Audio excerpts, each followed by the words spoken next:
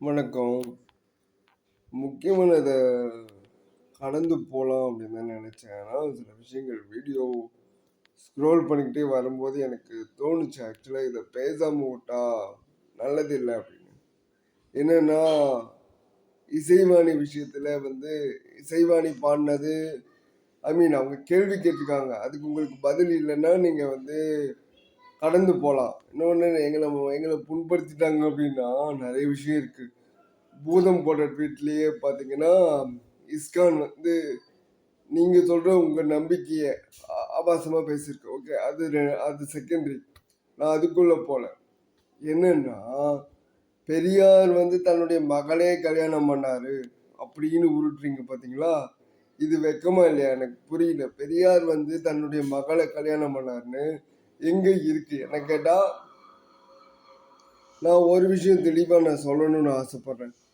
அப்படி ஒருவேளை பெரியாரை பத்தி இப்படி அவதூறு பரப்புறத திராவிட திராவிட கட்சிகளும் சரி, பெரியார் இயக்கங்களும் சரி, அப்புறம் சமுதாய இயக்கங்கள், அதாவது பெரியாரை பற்றின பரப்புரையில ஈடுபடக்கூடிய சமுதாய இயக்கங்களும் சரி, இதை வன்மையா கண்டிக்கிறது தாண்டி வழக்கு பதிவு செய்யணும். பெரியாரை பத்தி இல்லாத ஒரு விஷயத்த தொடர்ந்து அவதூறு பரப்புற இந்த கும்பல்களுக்கு கண்டிப்பா அரசு, தமிழக அரசும் சரி, பெரியார் இயக்கங்களும் சரி, இதற்கு தக்க பதிலடி கொடுக்கணும்னு நான் கேட்கிறேன். ஏன்னா, தந்தை பெரியார் அவர்கள் எங்க தன்னுடைய மகளை கல்யாணம் பண்ணாரு? ஏண்டா, யார் தன்னுடைய மகளை காம பார்வையில பார்த்தான்னு இருக்கு. யார் தன்னுடைய மகளை எப்படி எப்படியெல்லாம் பார்த்தாங்கன்னு இருக்கு. ஸோ அதை நீங்க இஸ்கானுடைய இஸ்கானுடைய இதுல போய் பார்த்தீங்கன்னு வச்சுங்க, அது தெளிவா இருக்கு. யார் பார்த்தாங்க, என்ன பார்த்தாங்க, தன்னுடைய மகளே இவ்வளவு கொடூரமா பார்த்தது யாரு, இவ்வளவு இருக்குல்ல. இதெல்லாம் நீங்க பேசணும். ஓகேவா? ட்விட்டர் பேஜ்ல இதெல்லாம் இருக்கு. யாரு, பூதம் அவர்கள் போட்ட ட்விட்டர் பேஜ்ல இருக்கு. ஸோ மற்றதெல்லாம் எனக்கு பிரச்சனையே இல்லைங்க.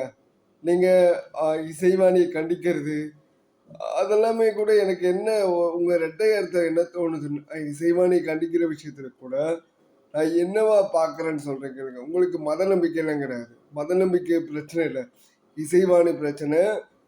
அது எப்பயோ நடந்த விஷயத்தை இப்ப ட்ரெண்ட் பண்ணி பப்ளிசிட்டி பைத்தியங்களா இங்க தமிழ்நாட்டுல ஒரு பிரச்சனையை கிரியேட் பண்ண நினைக்கிறீங்க. எப்படி லாவண்யா விஷயத்துல நீங்க நடந்துக்கிட்டீங்க, அதையே இப்ப மறுபடியும் பண்ண ட்ரை பண்றீங்க தமிழ்நாட்டுல. ஆனா ஒரு விஷயம் உண்மை, அது தமிழ்நாட்டில் இனி நடக்காது.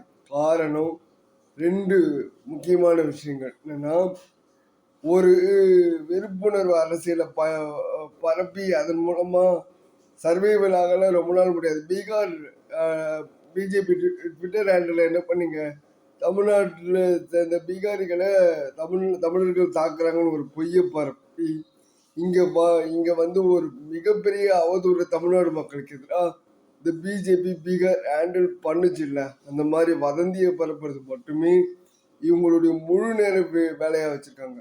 அதான் சொல்றேன், தந்தை பெரியார் அவர்களை பத்தி இனியும் இவர்கள் அவதூறு பரப்புறதை யாரும் ஏத்துக்க முடியாது.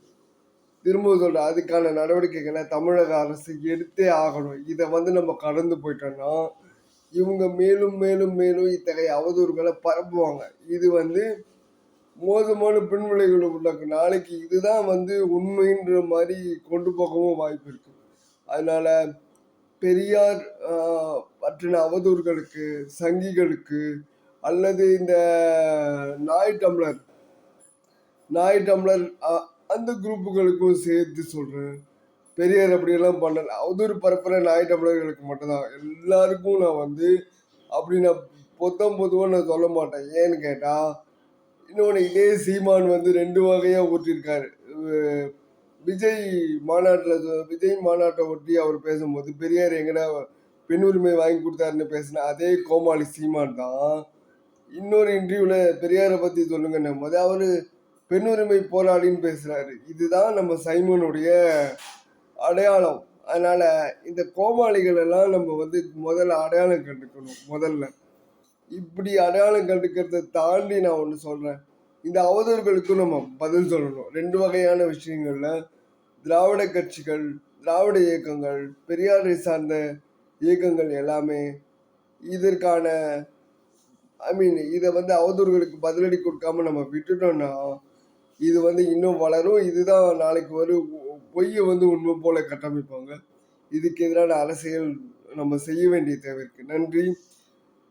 இந்த வீடியோ உங்களுக்கு பிடிச்சிருந்தா லைக் பண்ணுங்க, ஷேர் பண்ணுங்க, சப்ஸ்கிரைப் பண்ணுங்க, கமெண்ட் பண்ணுங்க. தேங்க்யூ.